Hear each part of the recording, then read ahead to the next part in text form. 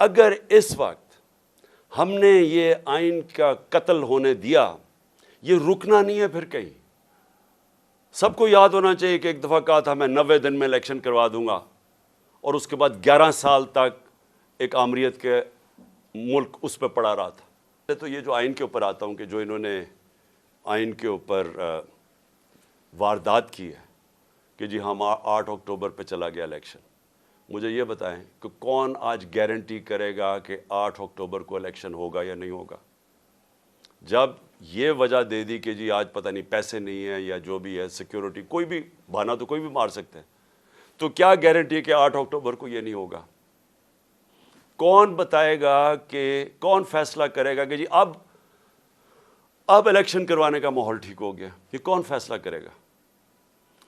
جو ہم یہ اب اس کے اوپر میں اپنی ساری لیگل کمیونٹی کو آج کہہ رہا ہوں، میں اپنے سارے وکلا کو کہہ رہا ہوں، میں اپنے سارے ججز صاحبان کو بڑے ریسپیکٹ فلی کہہ رہا ہوں کہ یہ ہے وہ ڈیفائننگ مومنٹ پاکستان کی تاریخ کا۔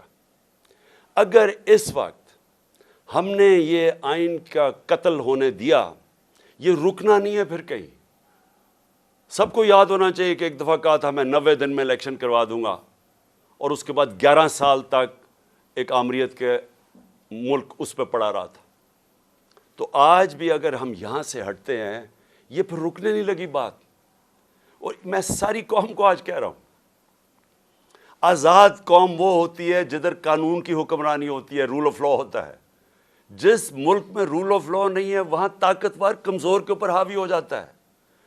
کسی بھی، اب میں آپ کو مثال دیتا ہوں، دیکھیں اپنے آپ کے رشتہ دار ہوں گے، برطانیہ میں رہتے ہیں، امریکہ میں رہتے ہیں، یورپ میں رہتے ہیں، کبھی ان سے پوچھیں کہ کیا وہاں انہوں نے کبھی قبضہ گروپ کا نام سنا ہے؟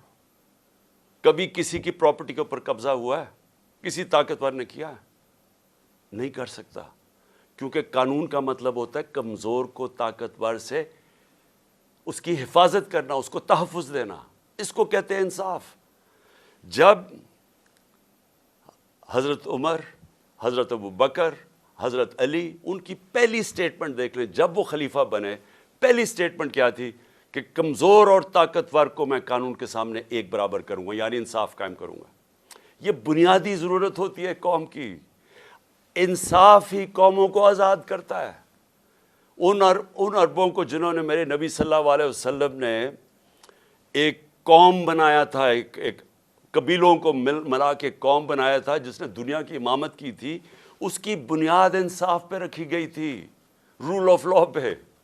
آج یہ جو سارے ملک خوشحال ہیں، یہ سارے رول آف لا ہے۔ تو جب آپ کے ملک میں رول آف لا نہیں ہے، لوگ آزاد نہیں ہیں۔ سب سے پہلے تو میں یہ بتا دوں کہ قبضہ گروپ ہے۔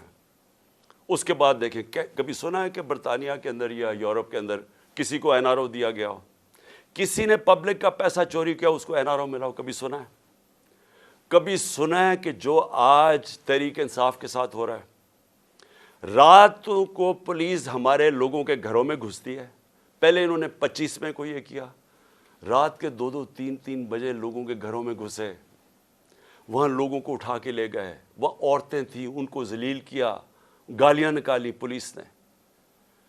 اب پھر وہی ہو رہا ہے۔ اب تک 1000 تحریک انصاف کے کارکنوں کو انہوں نے پکڑ لیا، چھاپے مارے ہیں۔ ابھی ملتان کے اندر وہ بیچارے افطاری پہ بیٹھے ہوئے تھے لوگ، پولیس نے افطاری پہ جا کے اٹھا کے لے گئے لوگوں کو۔ حسان نیازی میرا بھانجا ہے، باہر سے پڑھ کے آیا ہوا ہے، بڑی خواب دیکھتا ہے کہ پاکستان کے لیے وہ محنت کرنا چاہتا ہے، جان مارنا چاہتا ہے۔ اس کو جا کے پہلے تو وہ اس کے پاس بیل تھی، اس کو اٹھا ہی نہیں سکتے تھے، اس کو پہلے اٹھایا، پھر اس کے اوپر کوئی انہوں نے دفعہ لگائی، کوئی ایف آئی آر فیک لگا دی، کوئی پوچھنے والا نہیں۔ کسی مہذب معاشرے میں ایسے نہیں ہوتا۔ پھر اس کو انہوں نے جا کے ہیوملیٹ کرنے کی کوشش کی، ذلیل کرنے کی کوشش کی۔ وہی کپڑے اتارنے کا شوق ہے ان کو کہ کسی طرح اس کو ذلیل کریں، اس کو ماریں، مارا مورا۔ میں حسان نیازی اور سارے اپنے لوگوں کو بتانا چاہتا ہوں، دیکھیں ہمارا ایمان کا حصہ ہے کہ عزت اور ذلت اللہ کے ہاتھ میں ہے۔ جب یہ لوگ ایسے کرتے ہیں، یہ آپ کو ذلیل نہیں کرتے، یہ جو ظالم جب یہ بزدل لوگ جیلوں کے اندر جب لوگوں کو مارتے ہیں اور یہ ٹارچر کرتے ہیں، یہ اپنے آپ کو ذلیل کرتے ہیں. ان کی زندگی میں ذلت لکھی ہوئی ہے. ان کو ادھر اور آخرت میں ان کو پوری سزا ملے گی اس کی.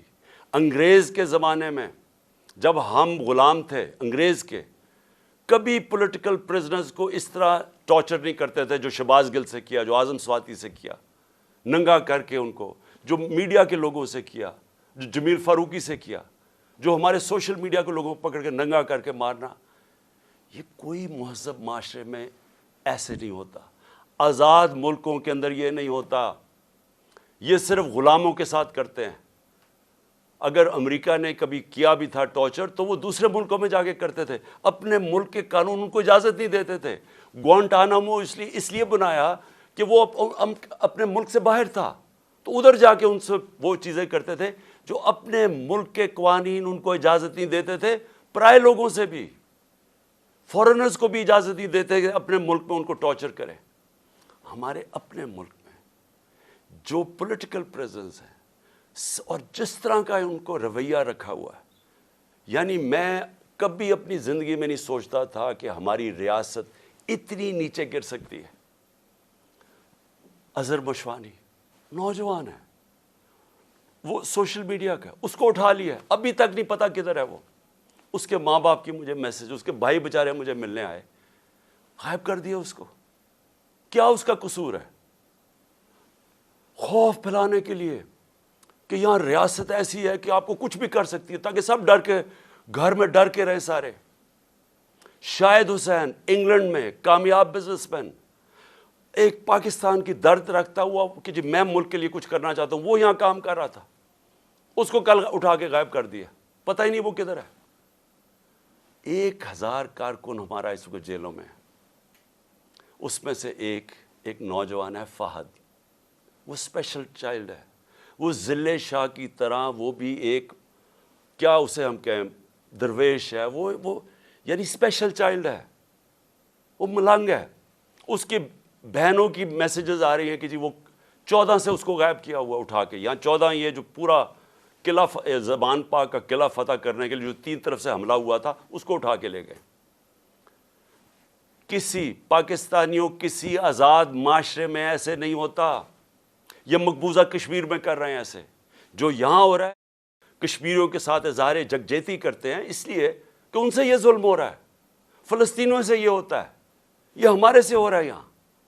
اور ایسا ہو رہا ہے، ایسا خوف پھیلانے کے لیے کہ سب ڈر جائیں.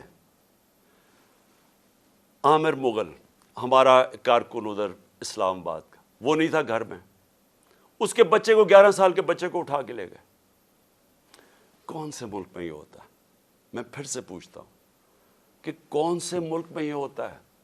میں آج اپنی عدلیہ کو بھی کہنا چاہتا ہوں، میں پھر اپنی لیگل کمیونٹی کو کہنا چاہتا ہوں، آپ کے اوپر اللہ نے بہت بڑی ذمہ داری ڈالی ہے، کیونکہ آپ کا کام ہے ہمارے ہیومن رائٹس کو پروٹیکٹ کرنا.